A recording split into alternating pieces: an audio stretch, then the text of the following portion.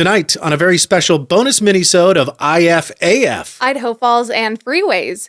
You know, like the ones that go to places like Pocatello. Not to mention, we have our very first in-studio guest. It's a big one. It's about the Great Pocatello Land Grab. Ever heard of it? You're about to. Here's the trailer. So you believe that there was some of these groups working together? I believe there was a full-on, planned and calculated collusion. Shows right there on them papers where them some bitches are stealing it from you.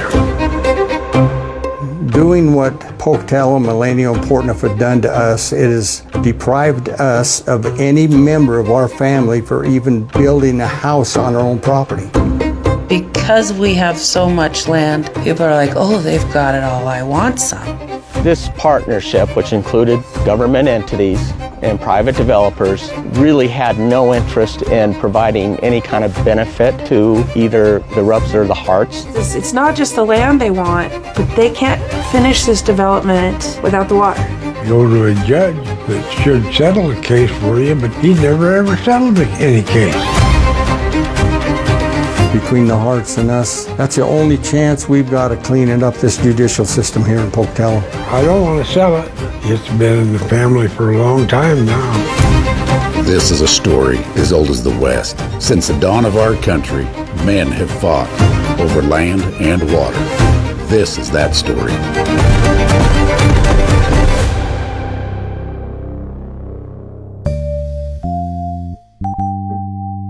IFAF, Idaho Falls Local, Independent, Alternative Media, with Mike Nelson and Karley Morgan. You may have seen the ads for the Great Pocatello Land Grab. And we are so excited because for the first time ever, we're breaking the rules on IFAF, and we are welcoming our very first in-studio guest. Say hello to attorney Nathan Olsen. Thank you. Yeah. Glad to be the one breaking the ice here, my bud. Yeah, we actually rearranged the studio for you. We moved furniture in just for you. I hope that makes you feel a little special. Oh, that makes me feel so special. Thank Mormon you. tinglies? Mormon tinglies. Mormon tinglies. Tingling all over. That's a new one. Just for idiots like me who, look at stories in terms of black and white and good guys and bad guys. Can you tell us who are the good guys and who are the bad guys in this? Well, let me ask you this. Have you ever watched the series Yellowstone? No. I haven't either. But we which I feel so bad about. We played the trailer and it's being compared to a Yellowstone type land grab. So is that part of the plot? Well, it is, when you say part of the plot, it essentially is the plot. At least kind of like Cowboy Game of Thrones, right? Kind of, but if you've watched the series Yellowstone, I mean, there are different facets of society, different characters. Of course, you have the ranchers, you have the greedy developers, you have the corrupt politicians, you have the Native Americans, and then all of the characters within each of those groups, some of which have various degrees of good and bad. And that is certainly apparent in this series. The difference between the Great Pocatello Land Grab and Yellowstone is this is a true story. There is no exaggeration. Now, I just want to establish your credentials here for just a second. You'll see a sign on the corner of 17th and St. Clair that says Olsen Taggart. You are the Olsen, and you are in the same office as Steve Taggart, who literally wrote the book on Idaho real estate. I had to read his book as part of my broker classes, the extra 100 hours of education I got to go from an agent to a broker. So it could be said that you two, between the two of you, know a few things about real estate. Just a few. We do. And it could also be said that you know a thing or two about suing the pants off of the City of Pocatello. Do you want to just briefly describe that case from a few years back? Yeah, Pocatello is the gift that keeps on giving. Yeah. Most of the time I'm suing the government there. I'm suing the city of Pocatello, the county, for corrupt behavior or unconstitutional actions. And when something goes wrong in Pocatello that involves a big company there or the government, none of the attorneys there want to take that case on. Right. I've heard you can't fight City Hall, but you have, and you've won. Yeah. Right. Well, so they come to me because the attorneys there, what's the word? They don't want to. I mean, I have to assume that it's hard to sue the pants off of the community that you live in. Well, yes, and also they don't want to cross wires with persons who have influence and power because it's going to affect their practice. It's going to affect their standing in the community, and they just don't have the stomach for that. They don't have the gumption for that. Well, and it likely would even affect their ability to do business, I would assume. It does. It affects their business. And so I think the case that you were alluding to, which took several years, but we prevailed on that, and that is where the city of Pocatello was overcharging their water and sewer fees by an aggregate total of many millions of dollars. Oh, wow. And they did so unconstitutionally. And I had a group that came to me to pursue a case against them, and ultimately we prevailed on that case. And everybody in the city of Pocatello who pays water and sewer fees over a several-year period got a check. Oh, man. So they're probably all really big fans of you. Right. Well, the ones that like me are big fans, but then The people that got the check. yeah, or Fans. well, the ones that ended up getting beaten there don't. Yeah. Sure. So anytime you take on a tough case like this, you're going to make friends, and you're also going to create enemies. So what are you doing now? This is a new case involving the same people or some of the same people, but it has to do with that, correct me if I'm wrong, that interchange from I-15 to I-86? Yes. The land in that interchange area, there's a family that owned all or some of that land, 1 million acres for 100 years? Oh, wow. Or am I rounding to willy-nilly here? Well, we're talking 7 generations, and it's really there are 2 families, the Rupp family and the Hart family, and these are families that essentially settled that area and stuck around when nobody else did. And at one time, between those 2 families, they owned most of the land that is in and around the city of Pocatello, extending north towards Fort Hall. Oh, wow.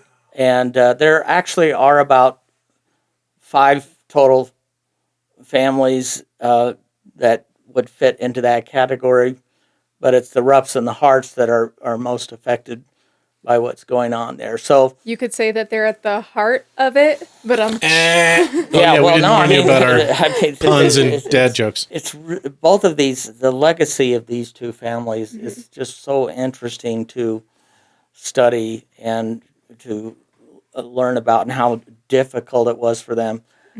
People forget that this state was not an easy state to settle. right. Brutal, rugged, difficult conditions. The original trappers that came through here just wrote this state off as not ever being able to be settled. So these are 2 families that came in, made it work, and there were a lot of homesteaders that arrived with them, but they didn't survive the Depression. They couldn't make it, and so they bought up their lands and consolidated it, and for many, many years, were farming and ranching and living their lives. And back to the interchange, and this is where we have to kind of take a 30,000 foot view on this as to what was going on. And that is that around 2016 or so, there was a group that came to the city of Pocatello and said, hey, we think we can get an interchange put in to the south of Pocatello, which is now called Northgate.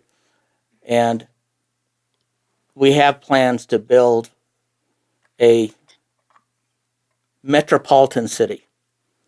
I mean, these guys had grand plans. We're talking parks, golf courses, office buildings, Making Pocatello a homes, little less Mixed Pocatello. development use. Yeah. I mean, they call it their smart cities. And you look at the diagrams. Well, these folks had connections with the Idaho Department of Transportation, and they got the department to put up around $40 million of taxpayer funds to build this interchange, and then entered into what was really a secret partnership to earn all the benefit from that interchange, which is that by putting that interchange in there, that made all of that land to the south of Pocatello, particularly on the east side of the road there, very, very valuable development land. Off ramps going toward their properties where people would spend money, stay the night, Right. gas up. Yeah, well, there are just not really many places, frankly, in the country left where you have this kind of easily accessible open space right next to a fairly good-sized city. Right. Well, and it is a university town too, so you're just by nature going to have a lot of people coming in and out of it. It's a university town. There are a couple of major corporations there, Simplot. There's that hospital there, the Portneuf Health Center, which they built their brand new facility. And then it's also, there's an interchange there. You continue down I-15, you're heading to the northern Utah Salt Lake area, which is growing and expanding. And if you head west from there, you're heading towards Boise area, which is also rapidly expanding area. So there's a crossroads there. All of those combined factors makes that potentially very valuable property for development. It's just one of the prime development areas in the country. Right. Yeah, it's taken something that was an okay piece of land and turned it into, multiplied its value by a factor of 10, 50, 100? Well, more than that. I mean, they calculate the value of that land by the square foot. Okay, like commercial real estate, Yeah. as opposed to acreage Yeah. right. So, with residential real estate. so an acre of land close to the interstate is going to be worth $1 to $3 million. Okay. Jeez Louise. Whereas when it was just a regular old farm, it's worth more like $10,000 an acre.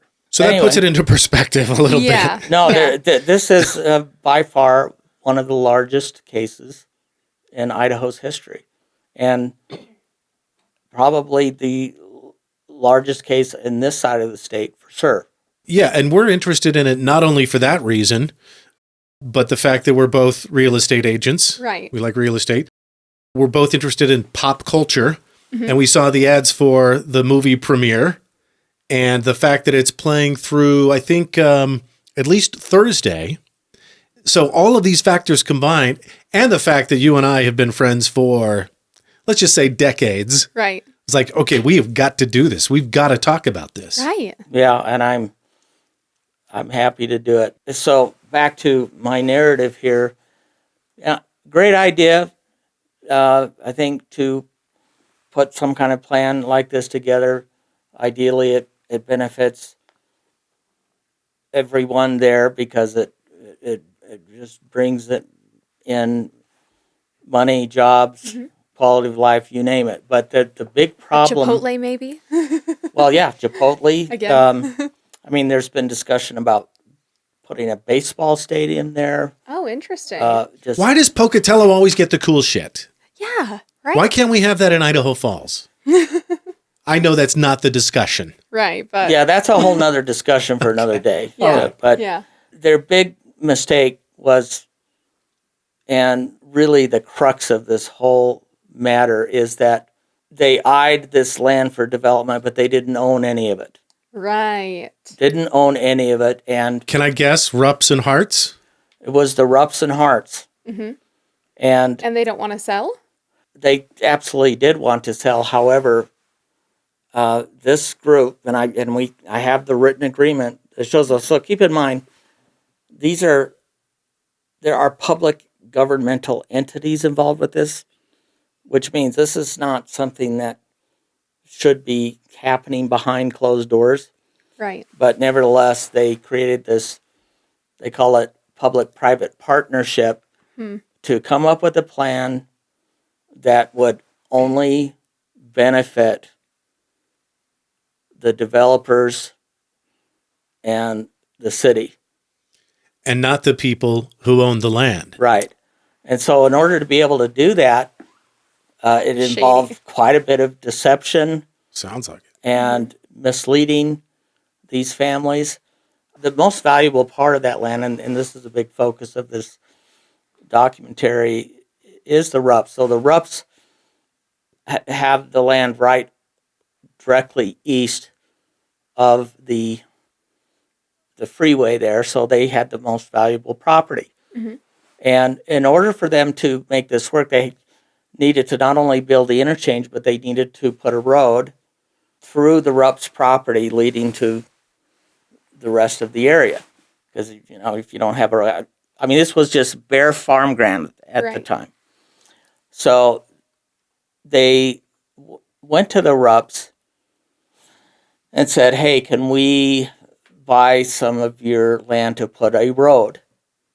And Rupp said, sure, so long as you put some intersections in there for us so that we can develop our property. We've been eyeing, these are very big farms. I think the Rupps have around 1,200 acres. And they intended to continue to farm about 900 acres, but 300 acres right off that interstate they had designated for development.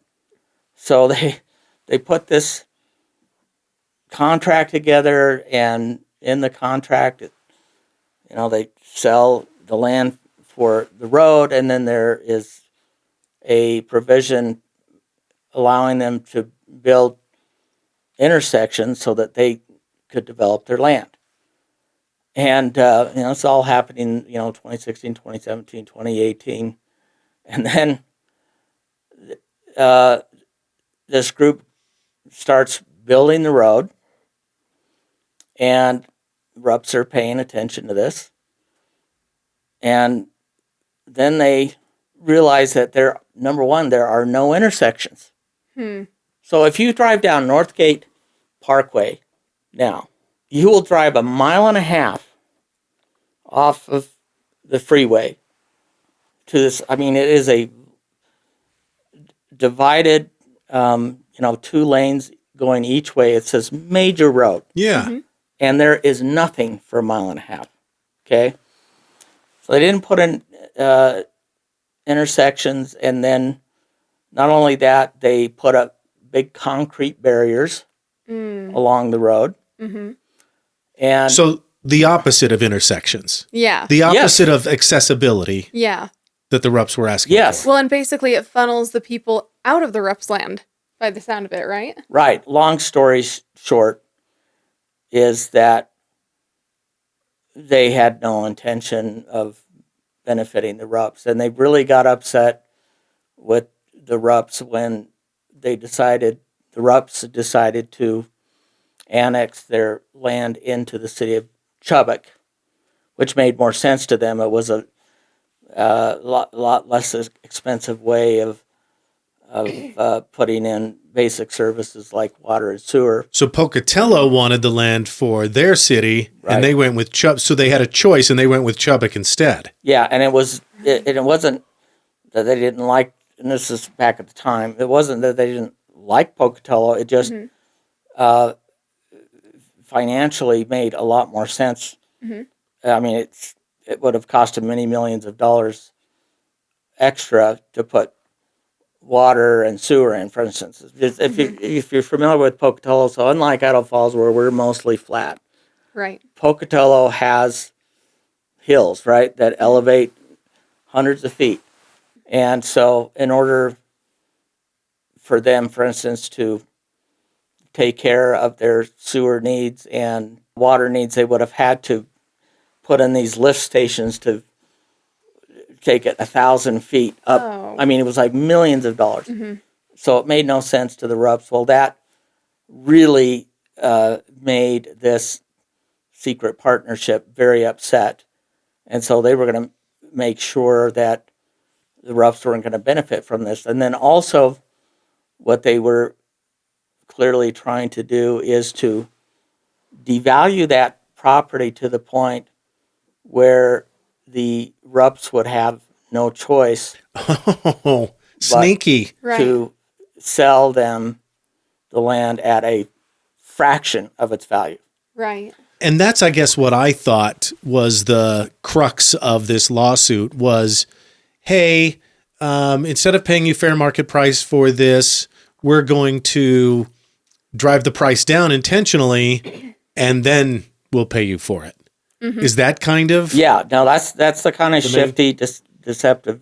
But it sounds like there's behavior. also several other things. Right. Well, yeah, I mean they wanted the Rupps water rights, and in Idaho Water rights are gold. they are Yeah. gold because we don't get a lot of rain here, Right. and then we have what's called the prior appropriation doctrine, which is the earlier your water right, the more senior it is, then you're the better it is because you get to use it first before everyone else. First come, first serve. Right. Going back to, 150 years ago when Right. you mentioned their families were homesteading. Yeah, Right. And used the water first. right. Yep. And you cannot develop property without water. Yeah, no. Not only for culinary purposes, but you think of for lawns, and I mean there are you just can't do it. So Right. they had their eye on that. Well, it turns out that these developers that rolled into town were total frauds. Oh. Total frauds. What they were doing was they were putting on these really glossy presentations about this giant smart city, and it was supposed to be billions of dollars of development, and then they misrepresented that they were big time developers, that they had developed whole other cities, and it was all a lie. Oh. It was all a fabrication. How but- do you even get away with saying you have credentials like that? That's nuts to me. This sounds like the Simpsons monorail episode. Interchange. right. That's Interchange. basically it. And I have reviewed many thousands of pages of documents, emails, and everyone was just drinking their own Kool-Aid. Right. And you get that kind of group think going on, the echo chamber, and these guys are, because they've done it multiple times. Like at one point during this litigation, we brought in a private investigation group, but they were former special ops, some very highly qualified, capable investigators, and they were able to discover that these developers, the Millennial Group is what they're called, had done this dozens of other times. So they come in, and their main goal is to get people to invest into the project with promise of huge returns. And so they were, and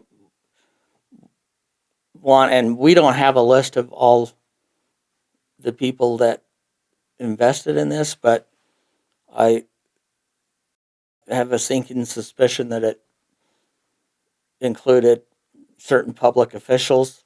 Oh, snap. In the city.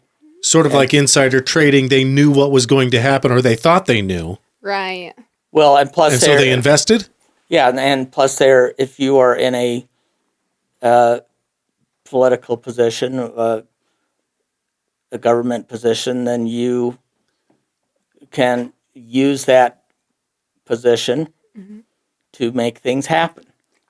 Right. And so that's to see the investment through, perhaps make it even more profitable. It's I don't know if you've heard of racketeering, but it's a lot like that. Okay. Right. It's you take care of me, I'll take care of you.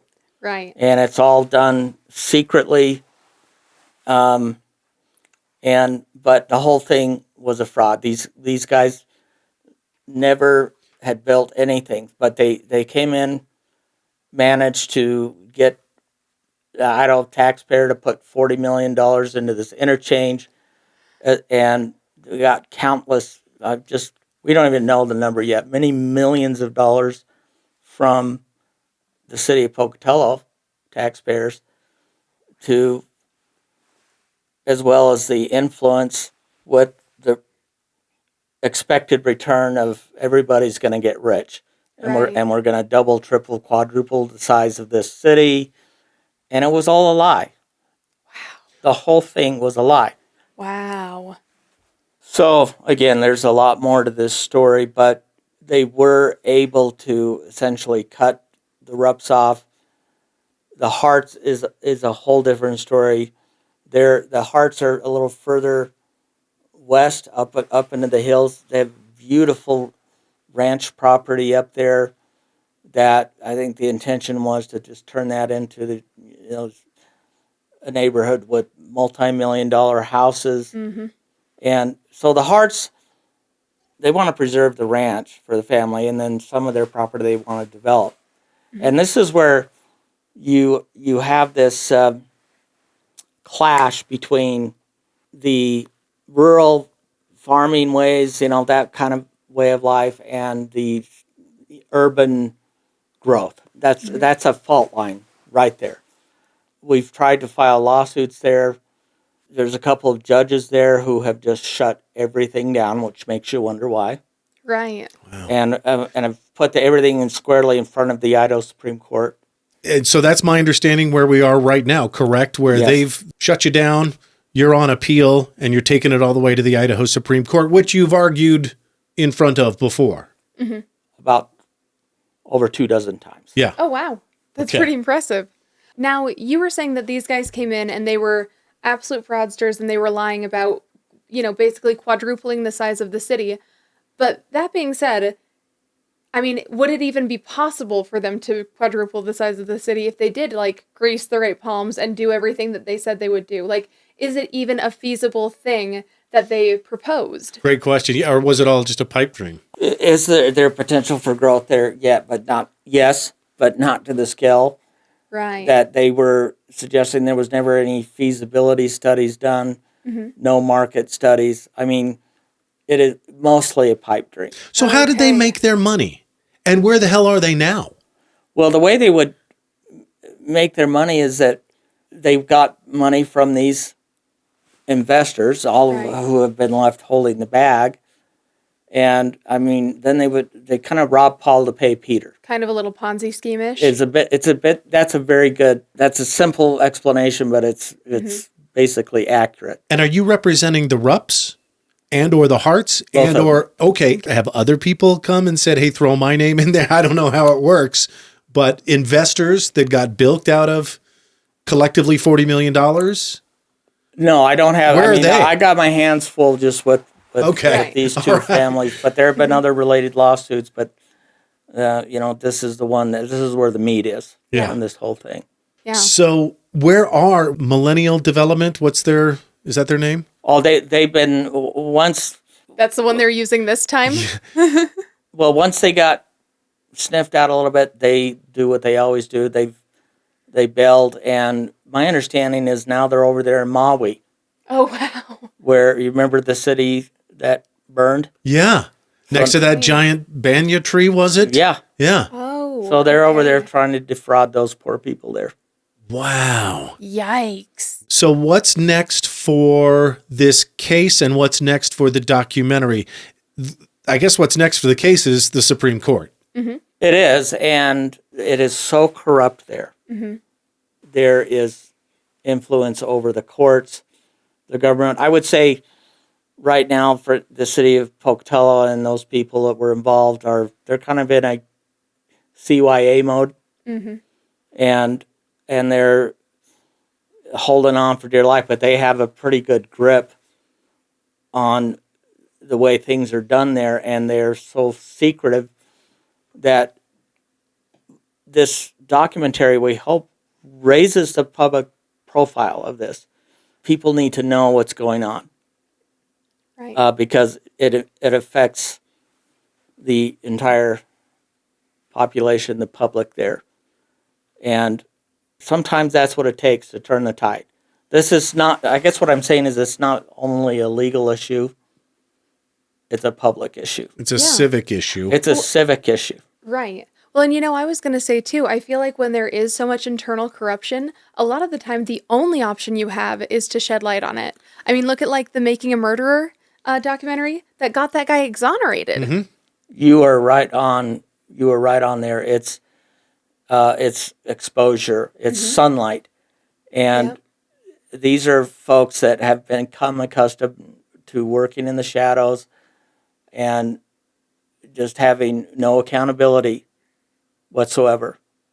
And there gets a point where the only way you can address that is by exposing it and getting enough people to get upset and demand that things change. And that's kind of what happened in this fee case I was telling you. The city was dragging their feet on that one, trying to delay things. And we went to the press and said, here's what's going on. We got the case settled within a couple months, and everybody got a check. Yep. How about that? Yeah. So it does work. Mm-hmm. And I don't view it as like unduly influencing the judicial system, but it's more using all of the avenues available to address a major problem that affects everyone. Well, and also it's kind of letting victims know that they're being victimized. I mean, at the end of the day, these citizens deserve to be properly represented. And if their representation is doing things that's, screwing over their neighbors and them in the long run, they should know that. Yeah, the people of the city of Pocatello pay some of the highest taxes in the entire state. They're all of their fees. I mean, they've been bilked on this one, and so it's cost their pocketbook. Well, $40 million doesn't just materialize, right? It came from the people of Pocatello. No, that's just the Department of Transportation. That's Idaho, but so that's City of Pocatello. My estimate right now is somewhere between 50 to 60 million from city tax dollars. Yes, that were put into this thing. Yeah. So residents of Pocatello should be super pissed, and Idahoans in general should be pissed. That's right.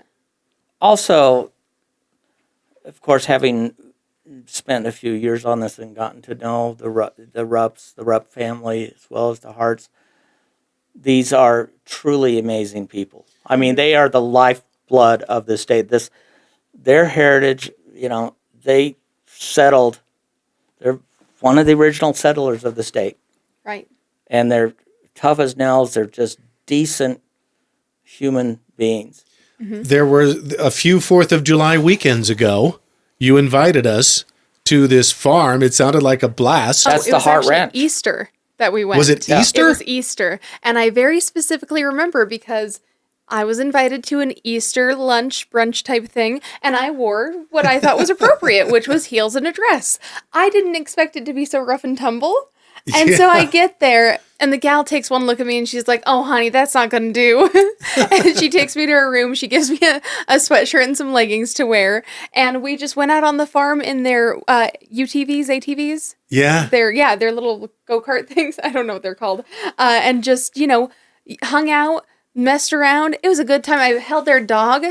The barn that you took us into was incredible because the dad, the patriarch, wasn't he like the national rodeo champion in the 30s, 34, 37? Yeah, the Harts have a fantastic rodeo heritage. That gets discussed in the documentary. That barn is one of the oldest structures in the entire area. It's over 100 years. They're restoring that. What's interesting, too, about this Hart Ranch that was so happy to have you both go and see is that it is right next to this suburban neighborhood with the LDS temple, and it's like you would never know that it was there. But this is a true farm and ranch. There's cows and horses and running around and goats and pigs and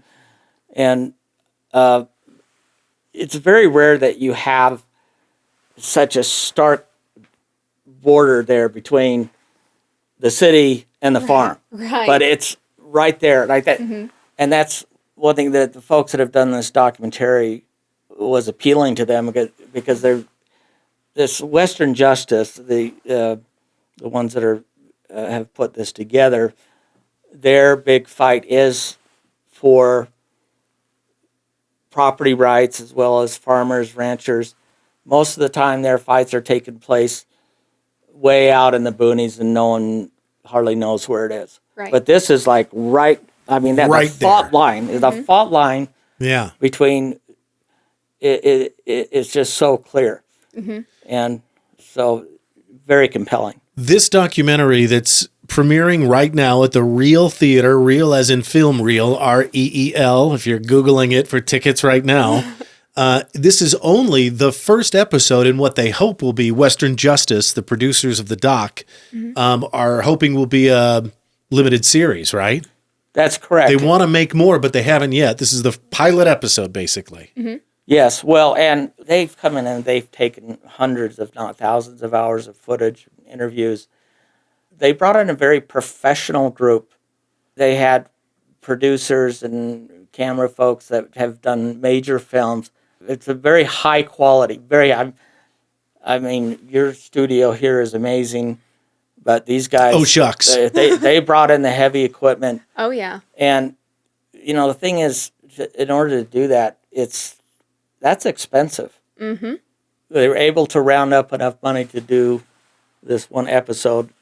And actually, some of the folks that have worked on this have put their own time and money into it. That's how strongly they feel about it. Passion project. Right. And so... I feel strongly about it now after talking to you. It's the kind of thing, once you start learning about it, it just gets your blood boiling. Right. And so what they're hoping to do is generate enough interest from this that they can get some more financial backing and finish this story. And I'm telling you, it is one hell of a story. Right. They initially had the theater scheduled to only have one night of shows, and it sold out within 42 hours, and now they've added a couple of more. I think that there's the passion behind it for sure. Yes, and there has been so much misinformation spread by the people, the bad guys, so to speak.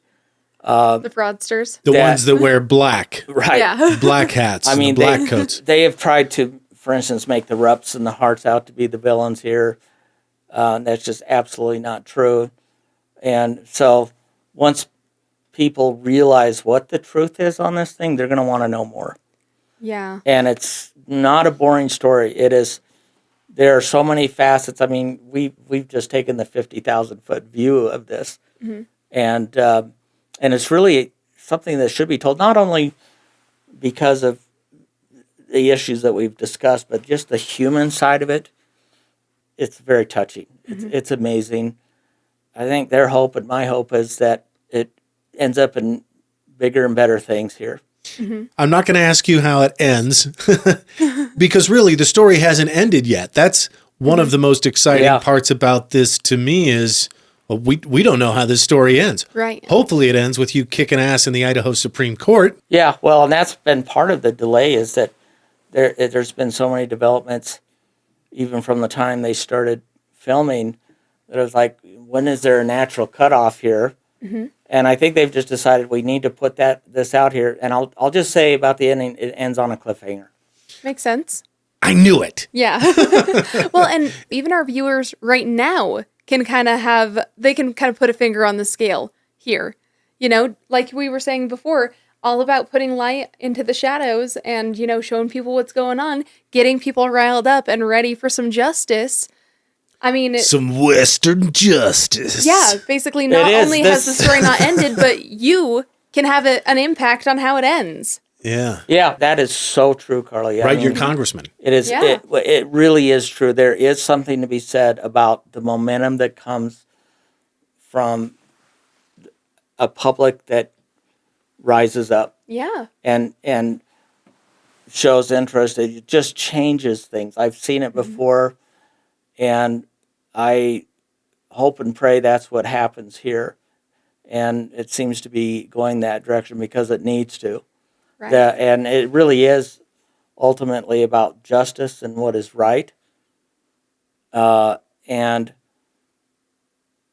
you know, not letting grifters and fraudsters and con men who their main objective is to try to steal and take somebody else's hard-earned work. For generations. Yeah. Yeah. I almost have to admire the balls on these guys, trying to make the Harts and the Rupps into the villains here, because, like, having met the Harts at least, I can't imagine going to people who knew them also and being like, oh, they're terrible, they're bad people. They are. You meet them and they're just salt the of the nicest. earth. They are the nicest. No, these are the salt of the earth. Yeah. And they've certainly come after me as well. They've tried to throw me in jail. I mean, with motions for contempt. That'll get into it a little bit in this, and that's still hanging out there. So, But are we safe? We're okay, right? We're just this little bullshit internet video podcast. no. I don't mean to scare you or anything. It's nothing like that. But that's scary. But it's Because what if they succeeded? I try not to think about that. Yeah. Well, they won't. Justice always prevails. Boy, I hope so. The way I see it is that the more extreme measures that they take, the more stark it is, the more clear it is what they are doing is wrong. Right. There's no mealy-mouthing around that stuff. But, yeah, you got to, sometimes to put out the fire, you got to get into the heat, right? Right. And that's what it takes. Attorney Nathan Olsen. The documentary is called The Great Pocatello Land Grab, playing now at the Real Theater. Check showtimes. Hopefully it's not sold out. And we'll also link to Western Justice, the documentary filmmakers, on this post. Anything else we should link Great to? name, by the way. Yeah. Bring up their website. They have a page there that gives some more background information on these families. Oh, cool. So we'll link directly to that. Perfect. Yeah, so link to that. So they sold out the 2 theaters right away and then realized that they needed to open up more showings. If you don't see it then, I think at some point it will be released and hopefully on Netflix or something like that. Come on, Netflix. Come on, Hulu. That would be cool. I may come back at you again after this and talk to you about where it's going next and what people can do to keep it rolling. You are always welcome here. Right. We broke our no guests rule just to talk to you just about this. Right. Come on back. Yeah. It's my pleasure. It's a very compelling, interesting story and very close to home, so you can't go wrong. Check it out and do it now because it might be a while before you get to see it again. Hopefully not too long. So we'll link to Western Justice and the Real Theater showtimes in this post. Nathan, thank you so much. You're most welcome, my friend. Her and I kind of unfolded this giant collusion and conspiracy between these developers and city officials and judges, and every time we look at each other, she's like, Jamie, you gotta look at this isn't right. Or I'm like, Haley, I don't feel like this is right. And then we dig into it and we find more. It shows right there on them papers where some bitches are stealing it from you. There was a time, not too long ago, where the way that you settled disputes was you got into a shooting match. They ended up in gunfights and people died.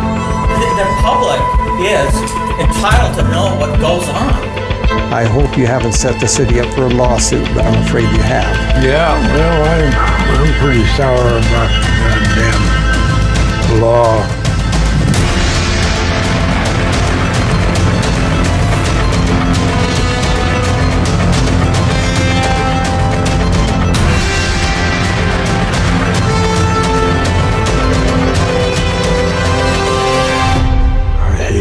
Sons of bitches.